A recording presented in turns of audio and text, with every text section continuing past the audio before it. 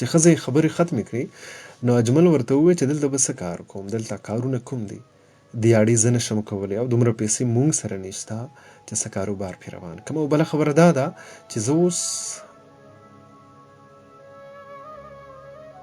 قدرمنو بیا هرکلی او بیا تاسو ټولو ته ستړي مه شئ وایم. پروګرام ادبزار دی او زه ستاسو کوربه یم ثاقب افریدی. قدرمنو ډېره خوندوره ډېره په زړه پورې افسانه ده د ښاغلي ایاز الله ترکزي صاحب. د افسانې نوم دی زه به بیا تا سره خبرې نه کوم. زه به بیا تا سره خبرې نه کوم د افسانې نوم دی. افسانه ده د ښاغلي ایاز الله ترکزي صاحب. نو په دغه هیله او په دې امید یې در سره شریکوم چې ستاسو د خوښۍ وړ وګرځېږي، ستاسو پام او ستاسو توجه ورته غواړم.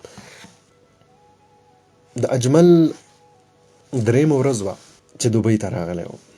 په ډیره کې په خپل کټ کې پروت و، نور ټول ملګري ویده وو، خو اجمل لا نن خوب نه ورتلو. بس ځان سره یې سوچونه او فکرونه کول چې معمولي سترګې به یې ورغلې نو بچي به ورته په سترګو کې غړېدل. اجمل چې د کلي نه دوبۍ ته د راتلو اراده وکړه او ټیکټ یې واخیستو نو کور ته راغلو او ښځې ته یې وویل چې ټیکټ مې واخیستو او انشاءالله 2 ورځې پس به درنه ځم. ښځه یې تندی تریو کو خو غریبې څه ویلی شو، صرف دومره یې وویل چې ته هغه مخکې ځل هم تللی وې خو زما هېڅ پروا نه وه، خو پته نشته دا ځل مې دا زړه ډېر ناقلاره دی، که زما منې نو دا ټیکټ دې واپس که، مه ځه. بس دلته به څه نه څه میلاویږي په هغې به ګزاره کوو. او اوس خو سکینه او سلیمان هم غټ دي، مخکې به یې هم هر وخت یادولی او چې د کله نه ته راغلی نو اوس در سره ډېر زیات عادت شوي دي. ته ګورې نه چې هر وخت یې ستا لمن نیولي وي، چې چېرته ځې دوی درپسې وي. اکثر در پورې په حجره کې ملګري هم خاندي چې اجمل سمه د بچو مور ده، بچي درپسې هر وخت یې ګرځي. او چې دا ځل ته لاړ شي نو پته نشته چې د دوی به څه حال وي. چې ښځه یې خبرې ختمې کړې نو اجمل ورته وویل چې دلته به څه کار کوم، دلته کارونه کوم دي، دې اړې زه نشم کولی او دومره پیسې مونږ سره نشته چې څه کاروبار پرې روان کړم. او بله خبره دا ده چې زه اوس دلته مزدوري نشم کولی، زه اوس د دوبۍ د مزدورۍ عادت یم، ماله دلته مزدوري مزه نه راکوي. ګنې نو سکینه او سلیمان زما اولاد دی او زه یې د زړه نه چېرته ویستی شم. ما ته به هم دوی یادېږي خو مجبوري بده بلا ده. اجمل لا دا خبرې کولې چې سکینه وویل بابا ته به نه ځې، ځکه چې ته نه یې نو بیبي مونږ له سمې پیسې نه راکوي. سلیمان د سکینې خبره کټ که او ویې ویل او په اختر کې د ټولو پلاران وي او زمونږ نه یي. بابا که ته لاړې نو زه به بیا تا سره خبرې نه کوم او زه به هم در سره خبرې نه کوم. سکینې ورسره هم خپل آواز خبر کو. اجمل ځان ته سکینه او سلیمان رانږدې کړل او ورته وویل بچې چې تاسو وایو مه ځه نو نه به ځم. بس اوس خوشحاله شوئ او که نه؟ او په دې خبره سکینه او سلیمان په خندا شول او پلار له یې کلکې غاړې ورکړې. 2 ورځې پس چې اجمل د تلو تیارې شروع کړه نو ښځې ته یې وویل چې زه څه وخت ځم نو دا دواړه پسې چل چرته لرې ولیکه چې ما ونه ویني بیا به راپسې جاړي. خو پته نشته چې سکینه او سلیمان په دې ورځ د پلار د خوا نه د بیلېدو بالکل زړه نه کېدو. نور کله خو به یې بیا هم کله یو ځای کله بل ځای لوبې کولې، خو دا وخت یې د پلار خوا نه پرېښوده. چې د اجمل د تلو وخت شه نو اجمل کشر ورور اختر له پیسې ورکړې چې دې وړو له باډیوه او ګوډی واخله او چرته یې په لوب وکړه چې زه لاړ شم نو بیا یې کور ته راوله او چې زما تپوس کوي نو ورته وایه چې ښار ته تللی دی راځي. اختر ماشومان هم دغه بهانه یو طرف ته کړله او اجمل د کور نه د دوبۍ په سفر روان شو. په دوبۍ کې د اجمل په ذهن د کور د ټولو بنیادمانو تصویرونه سواره وو. کله یې د ښځې د اوښکو ډکې سترګې دله به سترګې ډکې کړي او کله ورته د 6 کالو سکینې او 8 کالو د سلیمان خبرې په زړه لکه د غشي ولګېدې چې بابا ته که لاړې بیا به تا سره خبرې نه کوم. اجمل په دې سوچونو کې همدغه شان وده شه.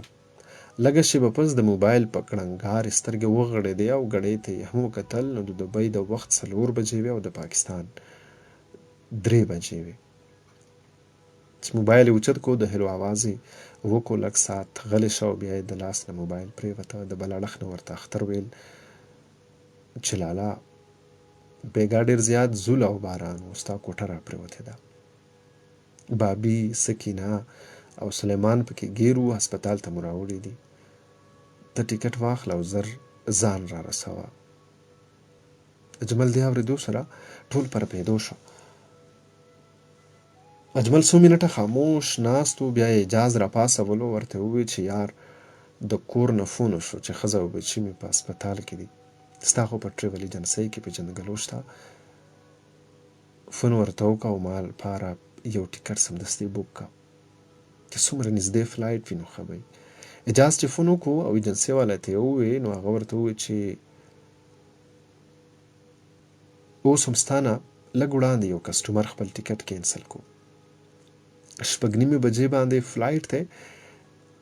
دوست ته دې ووایه چې زر زر ځان را رسوي. اجاز اجمل ته وویل چې تکړه شه، ځان تیاروه چې ناوخته نه کې. اجمل زر خپل سامان په بیگ کې واچوه او بهر یې ټیکسي ونیو او ایرپورټ ته روان شو. په جهاز کې کېناستو، خو په ټوله لار به ورته د بچو خبرې او د ښځې ډکې سترګې رامخې ته کېدې. زړه به یې غوښتل چې د سترګو په رپ کې خپل کلي ته ځان ورسوي، خو اخر چې په ایرپورټ کوز شو او چې بهر یې راوتلو، نو اختر ته یې فون وکړو چې تاسو کوم هسپتال کې یئ؟ اختر ورته وویل چې ته راورسېدې؟ اجمل ورته وویل هو زه د ایرپورټ نه بهر ولاړ یم، خو ته راته هسپتال وښایه چې هلته درشم. اختر ورته وویل چې مونږ کور ته راغلي یو او ته نیغ کور ته راځه. اجمل چې د کور واورېدل، حوصله یې نوره هم خطا شوه، مرۍ یې وچه شوه او ډېر په زور یې آواز د خولې نه راووتلو، ماشومان خو روغ دي که نه؟ اختر ورته وویل او ټیک ټاک دي او بس فون بند شه.